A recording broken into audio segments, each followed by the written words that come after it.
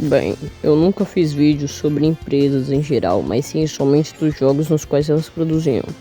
Mas agora elas são o foco do vídeo, principalmente a Sega e a Nintendo nos anos 90. Até 1996, a Nintendo tinha o Super Nintendo como console principal e a Sega o Mega Drive como console principal até 1994, por causa do Sega Saturn, mesmo que ela ainda lançasse jogos para o Mega Drive. O Mega Drive tinha um hardware mais rápido e potente do que o hardware do Super Nintendo na época, mas potência não quer dizer superioridade, que nem a Sega achava que era na época. Com o Mega Drive. Os 200 anúncios falam sobre a potência do console e como o Mode 7 do Super Nintendo era inferior ao Blast Processing dela. Um grande fator que para mim é necessário para deixar o console marcante e interessante ao público é a biblioteca de jogos, e era esse o ponto fraco do Mega Drive se comparado ao Super Nintendo. Qual a primeira coisa que a maioria das pessoas lembra quando pensa em Mega Drive? Bem, elas pensam em Sonic, obviamente, que era o mascote da empresa na época, mas aí que está o problema. A Sega e a Sonic Team não demonstravam o potencial que o personagem do console tinham, já que o primeiro jogo tinha o intuito de ser rápido, mas ele simplesmente quebrava ali rápido demais, e também que a maior parte do jogo era lento demais. Provavelmente porque eles não sabiam corrigir aqueles erros nas fases que quebravam o personagem praticamente. E tem também as fases especiais para coletar as esmeraldas, que são simplesmente horríveis.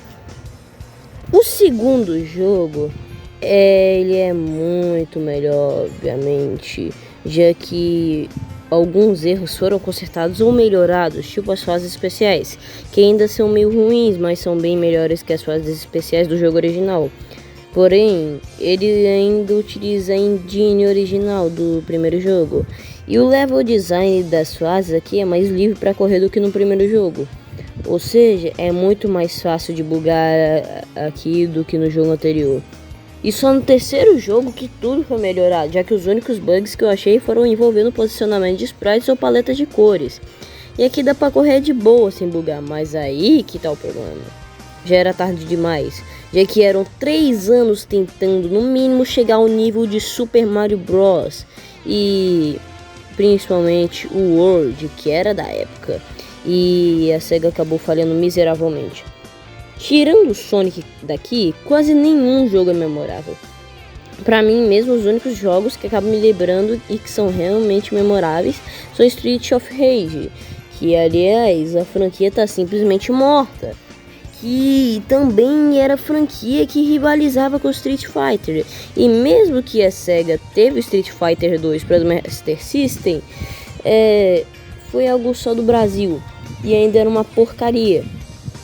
E assim, tem também aqueles portes da trilogia inteira de Mortal Kombat clássico dos arcades pro console, e quase nenhum jogo do console é memorável. E também que boa parte dos jogos dali também estavam no Super Nintendo, e até eram melhor desenvolvidos no console da Nintendo, mesmo que às vezes ainda podia acontecer o oposto. Nesse tópico de jogos memoráveis, quando se pensa em Super Nintendo, eu lembro de Doom, mesmo que não do jeito bom, Super Mario, Donkey Kong, Mortal Kombat, que também foi portado para o console, Aladdin, Street Fighter e The Legend of Zelda e Mega Man. Você tá vendo a diferença? Bem, pode ser a minha memória, no mínimo, mas é o que acontece comigo e a maioria das pessoas que eu conheço, e outras pessoas que conhecem bem os dois consoles. Aliás, eu tinha falado nesse tópico sobre potencial desperdiçado, e esse assunto não ocorreu só em Sonic.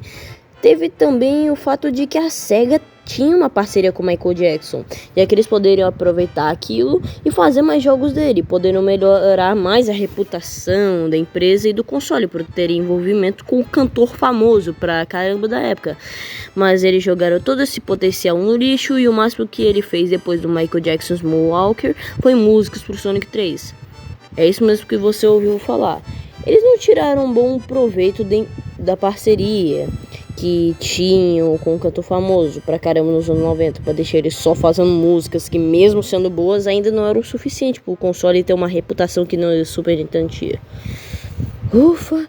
Bem, acho que é só isso que tenho a dizer sobre como a Sega foi estupidamente idiota nos anos 90 e como o Mega Drive falhou em ser memorável e mágico como o Super Nintendo para o pessoal de 30 anos atrás. Enfim, espero que tenham curtido e falou!